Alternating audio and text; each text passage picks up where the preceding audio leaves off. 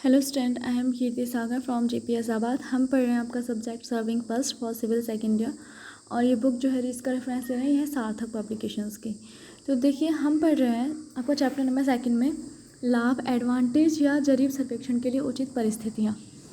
जरीब सर्वेक्षण निम्न परिस्थितियों में अत्यधिक उपयुक्त माना जाता है: जब सर्वेक्षण क्षेत्र खुला हुआ तथा लगभग समतल हो, जब भूक्षेत्र छोटा तथा सीमित हो, जब मानचित्र बड़े पैमाने पर बनाना हो, जब स्थलाकृति साधारण प्रकार की हो, अधिक बाधाएं नहीं हो, जब भूक्षेत्र को स्वीकारी त्रिभुजों में बांटा जा सकता है, जब सर्वे स्टेशन आपस में एक दूसरे से दिखाई देते हों, जब आलेखन किए जाने वाले मुख्य उद्देश्य सादा हों, जब उच्च परिशुद्धता वाले उपकरण उपलब्ध ना हो, जब सामान्य कार्यों के लिए मैप बनाना हो, जब उपलब्ध धनराशि सीमित हो तथा जब समय कम हो। ये तो थे इसके एडवांटेज। अब इसके डिसएडवांटेज क्या क्या है, हानियाँ। जरीब सर्वेक्षण निम्न परिस्थितियों में उपयुक्त नहीं माना जाता। कौन सा? जब सर्वेक्षण क्षेत्र, जो आपका सर्वे एरिया है, वो घनी आबादी या घने जंगल वाला हो, जब सर्वेक्षण क्षेत्र अधिक ऊबड़ खाबड़ हो, भू क्षेत्र बड़ा हो, जब सर्वेक्षण क्षेत्र में स्वीकारी त्रिभुज बनाना कठिन हो। स्वीकारी त्रिभुज मतलब कोई भी एंगल इनका 120 डिग्री से ज़्यादा नहीं होना चाहिए और 30 डिग्री से लेस नहीं होना चाहिए। बाधाओं के कारण सर्वे स्टेशन आपस में एक दूसरे से ना दिखते हों। फिर आता है अरेंजिंग ए लाइन बिटवीन 2 पॉइंट्स, दो स्टेशन के मध्य आरेखन। देखिए, ये क्या होता है?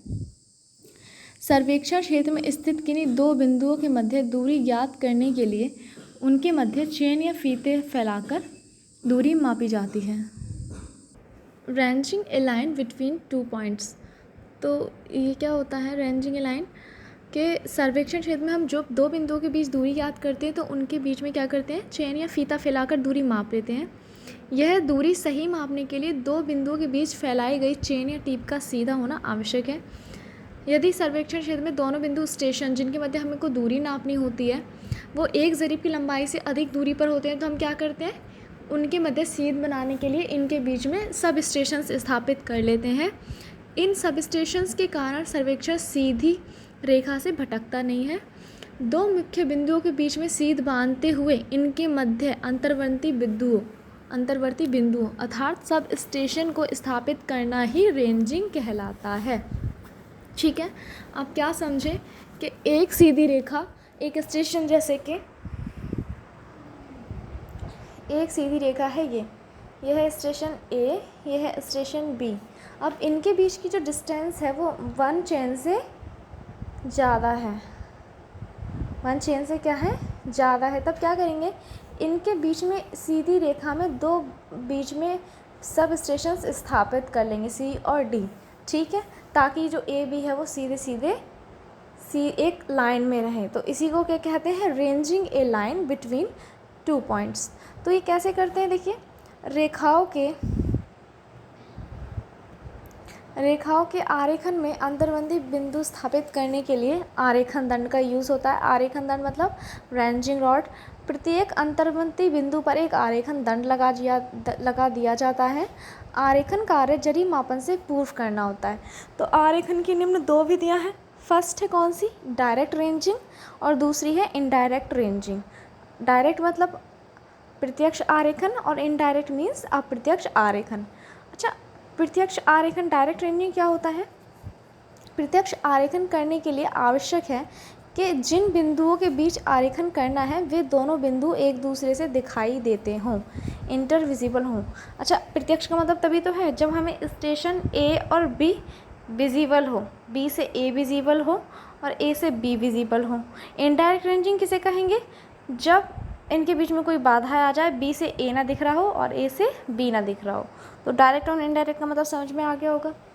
फिर आता है डायरेक्ट रेंजिंग करने की भी 2 विधियां हैं। एक है आँख के द्वारा प्रत्यक्ष आरेखन, एक है लाइन रेंजर की सहायता से प्रत्यक्ष आरेखन।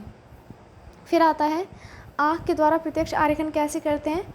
ये आरेखन बहुत ही सरल होता है। इसमें क्या होता है कि एक आँख की सहायता से आरेखन किया जाता है। इस प्रकार आरेखन करने के लिए एक सर्वेक्षक एवं एक सहायक की आवश्यकता पड़ती है। जैसे कि क्या था कि ये कोई पॉइंट है, एक्स मानेंगे हम और जेड पाई मानेंगे। ठीक, अब बहुत ज़्यादा दूर है तो क्या किया, इनके बीच में एक आँख से देख लेते हैं, यहाँ एक सब स्टेशन स्थापित करते हैं रेंजिंग नोड, एक यहाँ रेंजिंग नोड लगाते हैं, फिर आँख से देखते हैं तो उनके बीच में इस तरह से और स्टेशन स्थापित करते चले जाते हैं। तो इसको बोलते हैं रेंजिंग बाई आई।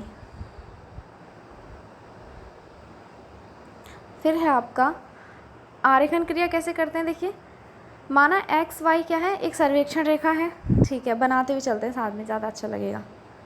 एक्स है और वाई है, ठीक है, इन दोनों बिंदुओं के बीच कुछ अंतर बिंदु इस, पहले हम क्या करते हैं, इसको बनाते हुए चलते हैं, ठीक, एक लाइन बनाते हैं एक्स और वाई, ठीक। अब क्या है, ये कलर ठीक नहीं लग रहा, दिखाई नहीं दे रहा, विजिबल नहीं है ठीक से, कलर दूसरा चुनते हैं कोई, ये देखिएगा, हाँ ये ज़्यादा क्लियर है। तो फिर क्या करते हैं, एक्स वाई एक सर्वेक्षण रेखा, ठीक है, एक्स वाई एक सर्वेक्षण रेखा बनाती है, ये क्या है हमारी एक्स वाई, जिसके दो छिरो एक्स तथा वाई हैं, ये एक्स है वाई है, यहाँ एक रेंजिंग नोड लगा दी हमने, एक यहाँ भी लगा दी। इन दोनों बिंदुओं के मध्य कुछ अंतर बिंदु इनकी सीध में ही स्थापित करने हैं। प्रत्यक्ष आरेखन दो दिए गए बिंदुओं के बीच करने के लिए दोनों सिरों पर एक एक आरेखन दंड लगा दिया जाता है, हमने लगा दिया। अब सर्वेक्षक किसी एक छोर एक्स या वाई के थोड़ा पीछे खड़ा हो जाता है तथा सहायक कुछ आरेखन लेकर दोनों बिंदु एक्स तथा वाई के बीच में आ जाता है। अब सहायक एक आरेखन छड़ लेकर अपने जजमेंट से दोनों बिंदुओं को लगभग सीध में खड़ा होकर आरेखन दंड को जमीन में गाड़ता है। अब एक्स या वाई के पीछे खड़ा सर्वेक्षक बिंदु एक्स या वाई की सीध मानते हुए सहायक को हाथ में दाएं या बाएं हटने का संकेत तब तक देता है जब तक सहायक रेंजिंग छड़ के साथ एक सीध में ना आ जाए। फिर था, क्या करते हैं, छड़ ठीक सीध में आ जाने पर फिर सहायक को वहाँ पे आरेखन छड़ गाड़ने का निर्देश देता है और इस प्रकार दोनों छोर पर बिंदु x तथा y के मध्य सीध में एक अंतर्बिंदु बिंदु z स्थापित हो जाता है। इसी क्रिया को दोहराते हुए अनेक अंतर्वर्ती बिंदु स्थापित कर देते हैं। इस प्रकार बिंदु x तथा y तक की दूरी में सीध बांध दी जाती है, परंतु किन्हीं दो क्रमागत आरेखन छड़ों के बीच की दूरी एक जरीब दूरी से कम या बराबर ही होनी चाहिए। देखिए, ये वही चीज़ है ना, एक्स था, ये वाई था, एक रेंजिंग नोड यहाँ लगा है, एक रेंजिंग नोड अगर माना ये क्या है, यहाँ पे कोई सर्वेक्षक है, ये उसकी क्या है, आँख है, आँख भी नहीं बनी, फिश टाइप बन गया, सोके, बट आप समझ रहे हैं ना। और ये क्या कर रही है, देख रही है। अब एक जो क्या करता है, जो दूसरा सहायक होता है, वो दूसरी रेंजिंग नोड्स लेकर बीच में जाता है और ये इसको बताता जाता है कि सीध में हो और वो रेंजिंग नोड लगाता जाता है। बट कंडीशन ये है कि किन्हीं भी दो स्टेशंस ठीक के बीच की दूरी एक चैन कम से कम होनी चाहिए।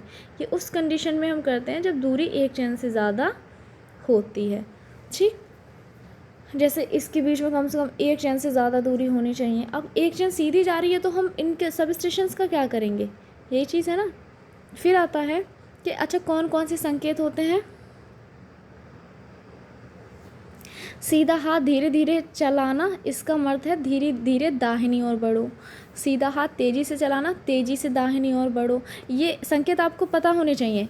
बायां हाथ धीरे धीरे चलाना, बाईं ओर धीरे धीरे बढ़ो। बायां हाथ तेज़ी से चलाना, बाईं ओर तेज़ी से बढ़ो। सीधा हाथ आगे बढ़ाना, दाईं ओर आरेखन दंड के साथ बढ़ो।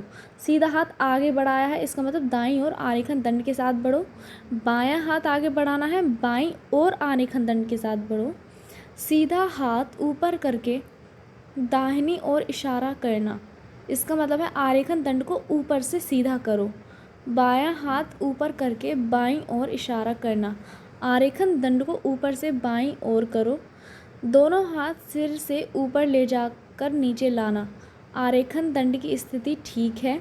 दोनों हाथ आगे बढ़ाकर क्षैतिज स्थिति में लाना, फिर नीचे करना, आरेखन दंड को इसी स्थिति में गाड़ दो। तो ये संकेत है, जब आप क्लासेस आपकी कॉलेज में होती तो ये सारे प्रैक्टिकल आपको करवाए जाते। रेंजिंग या लाइन एक प्रैक्टिकल है, तो ये बट अभी देखो आपकी अगर स्टार्ट होती है क्लासेस तो ये सारे प्रैक्टिकल करवा दिए जाएंगे आपको। तो फिर था नेक्स्ट, लाइन रेंजर द्वारा आरेखन, रेंजिंग बाय लाइन रेंजर। अब क्या है कि जब सर्वेक्षण रेखाओं की लंबाई अधिक हो तो उनके बीच सीध बांधने के लिए लाइन रेंजर का यूज़ होता है। अब लाइन रेंजर क्या होता है और कैसे ये रेंजिंग करता है, ये हम पढ़ेंगे नेक्स्ट क्लास में। Thank you class.